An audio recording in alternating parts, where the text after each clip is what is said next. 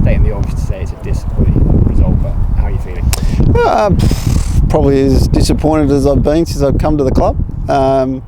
You know, there is no easy days in this competition, and that's the beauty of it. And we had our opponent on their knees, and we just couldn't deliver the knockout blow. And what I will say, you've got to give credit to Worcester. They've been through so much crap over this year, to be honest, and for them to bandy together and find a way to come back and win, you just got to take your hats off and say congratulations. Yeah, it just felt like there was one partnership in the game. It came at the wrong time for you. Yeah, 100%. You know, Cassavali's a really good player. He showed that in the first innings, and you know, he got together with Hose. And if you just battled and found a way, you know, the wicket was offering stuff. You know, if you can just hang in there long enough, when you only got 230 up your sleeve, you know, it's going to cause trouble. So, like I say, I think they batted brilliantly, and they also got a good start as well. Their openers got in and took away the new ball, which was really important as well. So, look, at the end of the day, we'll be kicking ourselves. Were we at our best with the ball? You know, probably not. But in the end of the day, mate, it stings. I just said, look, be disappointed. You know, we can sit around there and play the blame game and say, what if this, what if that? But the facts are, we got to take this on our chin. And the facts are, we let our opponent off the canvas.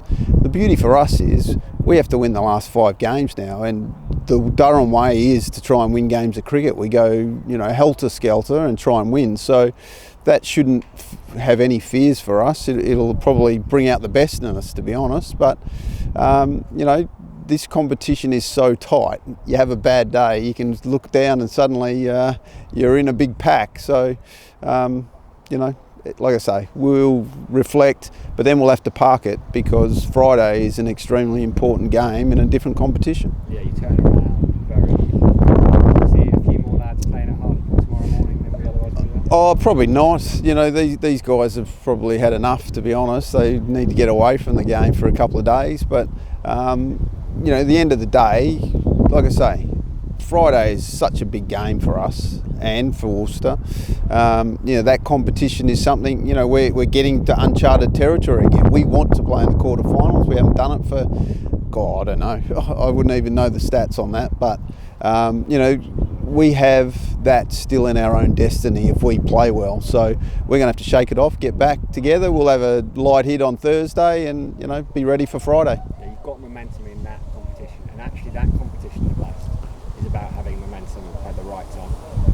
Sometimes it doesn't matter how you start, it's how you finish the group. So how easy will it be to say to the lads, put this one behind you? Well, I, in all honesty, once you put your coloured clothes on, you all feel excited and the big crowd comes in and the music starts playing and off you go. So, look, the facts are that, yeah, we started that competition really poorly and, you know, people were calling for heads and doing all sorts of things. But like you say, momentum is a wonderful thing in T20, and that's my experience in the T20 game. You've got to get on a roll, and once you got it, you got to go with it.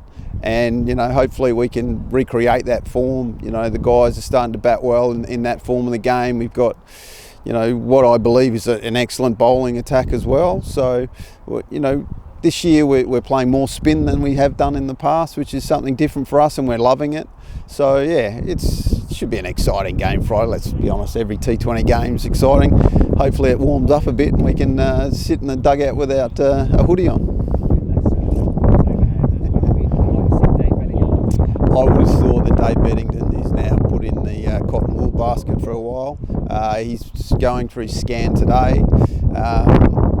The physio's first thought is it could be a nick of the tendon, which is something that, you know, we've had Stan McAlinden with that, and he's been out for 6 to 8 weeks. So yeah, fingers crossed that it's not as bad as we think, and yeah, he'll be okay for, well, firstly for South Africa, to be honest. That's a priority for him as well. But yeah, hopefully we can see him again in either the T20 Blast and Champo.